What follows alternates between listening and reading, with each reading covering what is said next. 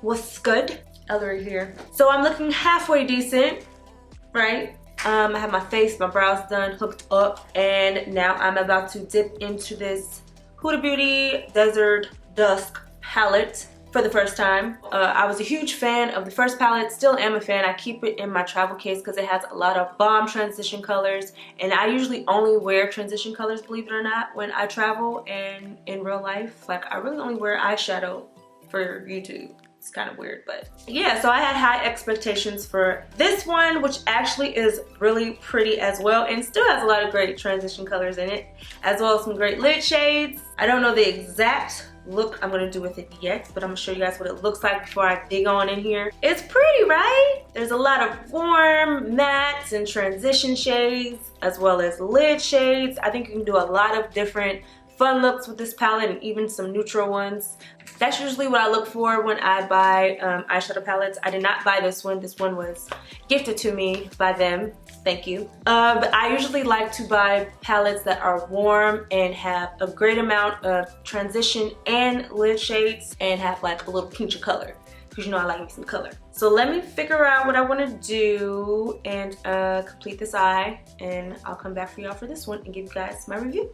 Okay, so before I get started in showing you guys what I did up over here, I'm going to do some swatches of some of the colors just so you guys can get a feel for their pigmentation, like directly on the skin without a primer. This is Eden, Saffron, this one, which is one of my faves, Blazing, and all four of these are mattes. I think all of her palettes have a really great pigmentation when it comes to the matte shades.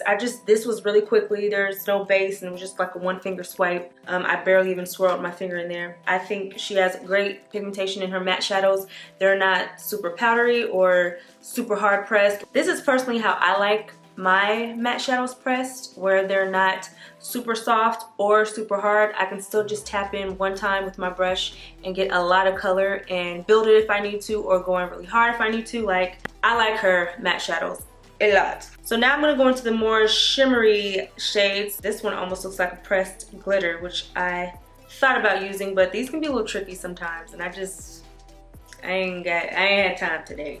So we're gonna try Celestial, Cosmo, Nefertiti, and Retrograde. So many of these have different finishes. Some of them are a little bit more like duochrome, and some of them, like Cosmo's, almost like a pressed glitter. So for instance, on this eye, I used Twilight and Retrograde, which are kind of like duochromes. They reflect like different undertones. They apply a little bit more lighter than they would if I had used like a concealer or some type of gel pot underneath it to really make it pop. Okay, I didn't know it wasn't recording, but I just applied the primer, same one I usually use, Benefits Don't Stray in medium deep, and just apply that all over my eye. Before I dig into the palette, I always usually like to add my foundation powder or like a shadow that's this kind of exact color, and I just use a blending brush to apply this all over my lid, and I do that to help with blending.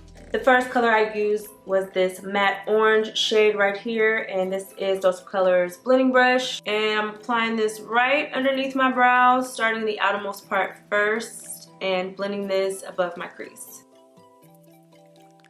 And I'm literally just tapping the color and blowing it off and just building on it until it blended the way I wanted it to look. Next, I went into Amber. I'm going to do the same thing, like tap it in 2 or 3 times, blow it off, and work my way from the outer V into the crease. Not so much all the way to the inner corners, but just kind of blending it into my crease and making it more darker on the ends of the eye. This is the M518 brush from Morphe.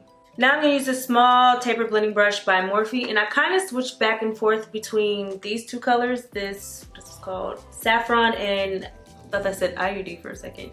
OUD. I don't know if that's initials or spell something, but this color right here in the top corner.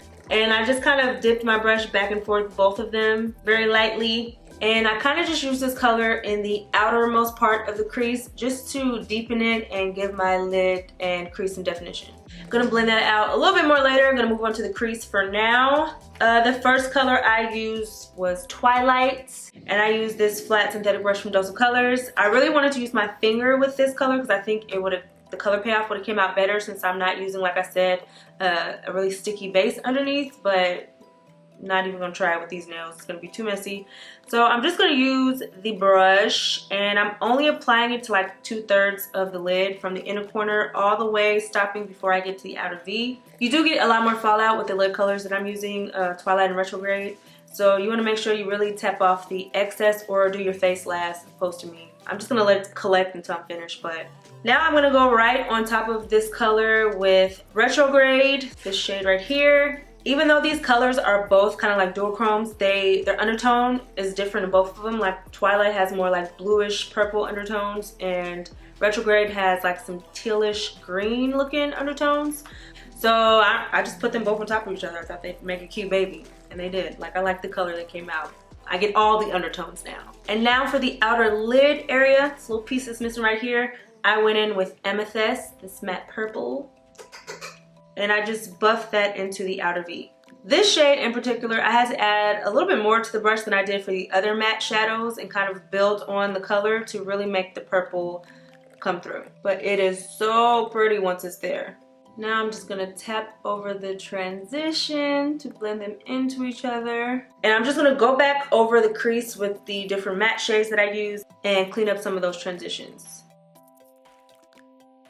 Now to finish the under eye area, I just used this LA Girl pencil in Paradise Purple to line my waterline. And then I smudged it out with this small little smudger brush and Amethyst, the matte purple shade. And then to kind of just coordinate more with the top, I dipped it into Blazing, that matte like burnt orange, and added that right on the transition.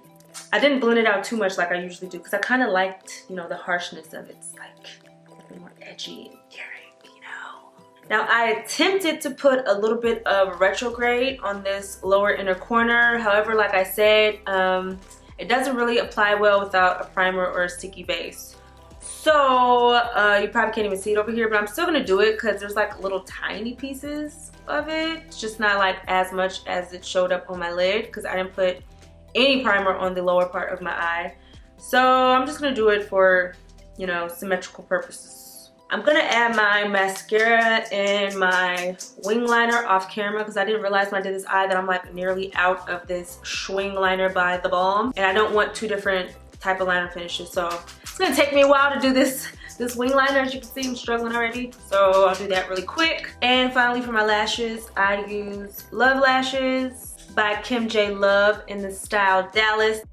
And after a few final touches, the eyes were complete. Now since this look was just really about reviewing the palette, I'm gonna do, you know, my cheeks and lips off camera, and then I'm gonna come back with my final review of Desert Dusk. Okay, so here are my final thoughts about the palette. It's a yeah for me, dog. I love nearly every color in this palette. The only one I probably wouldn't wear is like Desert Sand, maybe not Musk. I don't know, probably just depend on the look, but these are probably the only two colors that I probably won't end up using, which means that 98% of the palette is usable for me. Like I said in the beginning, I love all the transition colors. I love the warmth. And I almost like these color choices better than the first palette. Even though I love like a lot of the matte transition shades in the first palette, there was like a random like light pink matte shadow in there and a lot of foiled shadows as far as like lid color options. So I usually really just use the matte shades in that particular palette. But this one, on the other hand, the only one that's the most difficult to use in this palette, I would say, is Cosmo, because it's, like I said, kind of like a pressed glitter, and you may get some fallout with that and need to use a particular adhesive to get it on your eye and make it stay in place without, you know, transferring. But other than that, I like the rest of the shimmer shades. The ones I used today, like I said, probably would have popped a little bit more if I had used a stickier base. But even without it, it showed up softer, which I think worked for the look. If it was a little bit bolder, I think the look would look way more dramatic than I wanted it to look. I feel like you could do a lot of different looks with this palette, a lot of even matte looks, or, you know, you got some gold over here, some purple, some like copper. So you can do a lot of different looks with this palette, and it's, you know, fall is approaching. I know we're all sad about the summer leaving, but I also think this is a good palette to use for some great fall inspired looks. so I'm sure I'll be dipping back into it very soon. The mattes are pretty buttery for the most part. The only one, like I said, that I layered on a little bit thicker than the rest of them was this amethyst color. I had to layer that up really good just for it to show up purple on my skin tone, but on lighter complexions it might not be as, you might not need as many layers as I had to use. But the pearl shadows are really nice too. I like the duochromes. I just, yeah. So like I said, it's a yes. Packaging wise, it comes with this nice big full mirror, so that is very convenient because I like my palettes have mirrors just so I don't have to keep switching back and forth holding stuff. Very pretty lady here. I'm not sure off the top of my head how much this palette is, and I don't want to say in the video because I'm not 100% sure, but I will, when I edit this video, put a link to where you can find it in the caption, as well as the other makeup that I use that I did not discuss or show on camera. I'll leave all of that full makeup details, including the wig, which is Virgin Hair's Fantasy, by the way. All that info will be in the caption below. Great job on another great palette, Huda Beauty. You are killing it. She's definitely bossed up right now. If there's anything else you guys want me to review, please let me know in the comments. I'm like kind of digging the reviews now, so whatever else you want me to review or you guys are interested in seeing, make sure you guys give me some ideas in the comments below. Don't forget to give that thumbs up too while you're down there. And yeah, until next time, love you guys. Mwah.